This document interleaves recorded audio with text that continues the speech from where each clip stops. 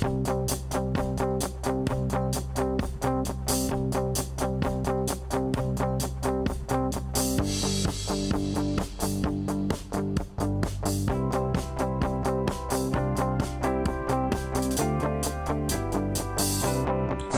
I made a stopover on my way from Idaho to NYC. I spent a little over a year in Hawaii. Basically, I was living in Idaho, and I was kind of sick of it, and there was not a whole lot of people doing what I was doing. It was kind of hard to find, a good professional technology network. I was working online, was trying to figure out my next move, and so I moved to Hawaii because I was like, I'm working online, and I don't know anyone. I may as well go somewhere awesome that's not freezing cold. And of course, Idaho is a great place to grow up, but there's nothing there. My parents have goats in the backyard, so may as well be in Hawaii, right? So I moved to Hawaii, and that gave me a good taste for sort of a different slice of the world, and that's when I started getting into blogging and infographics and a lot of stuff that led me to apply to journalism school in New York. So my transition to New York, I guess you learn a lot initially from a slow place like Idaho, a slow place like Hawaii. You learn a lot about efficiency when you set foot in New York City. You have to sort of slip into the jet stream, and once you learn how to do that, everything is great and you love it. But before you do that, you're very stressed out and kind of freaked out. But one of the big reasons I wanted to move to New York City was because of the professional environment here. So I was really interested in the media industry. The media industry is in New York. It's the capital. I knew that there was a lot of good technology in New York and that there would be a network there.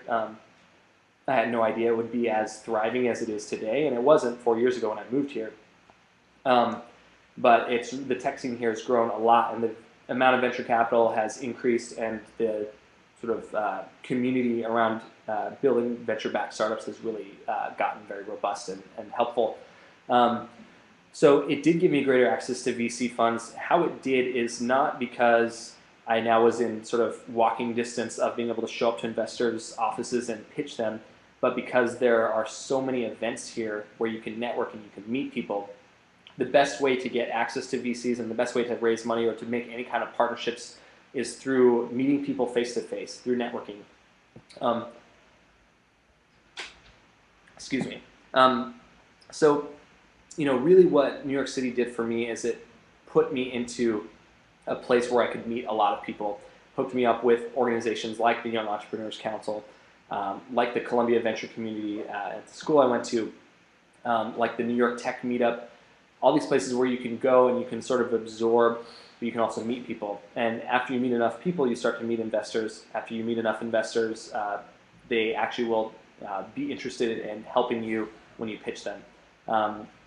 And so, yeah, New York City was about expanding sort of my network and my horizons, and I think that's absolutely essential.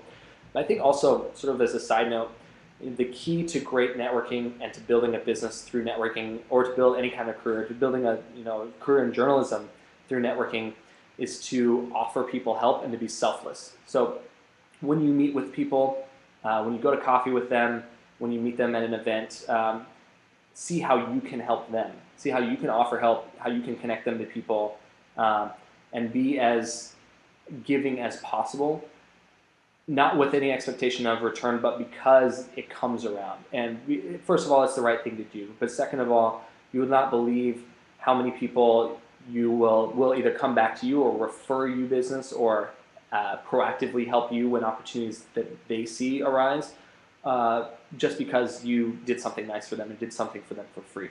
So that's always been my sort of mantra, I guess, with networking, is be selfless. One of the great people that I met here in New York from the beginning is a guy named David Lerner, who he is an angel investor. He also runs the venture lab up at Columbia University. And I stopped by his office when I was sort of fresh off the plane and to get some advice on a project I was working on. And he was fantastic. He stayed late after work, after hours, to help me work on this project.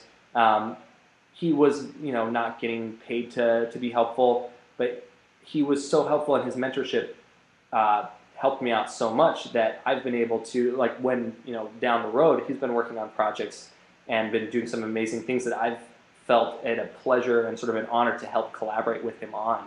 And there's been so many people. Another example of that is Soraya Darby from Food Spotting. She ended up also investing in our company, but she has built her whole reputation and network off of connecting people and helping people. And I think there's a lot of really fantastic examples of that. So, move to a place where there's a great startup scene like New York and network and help people out.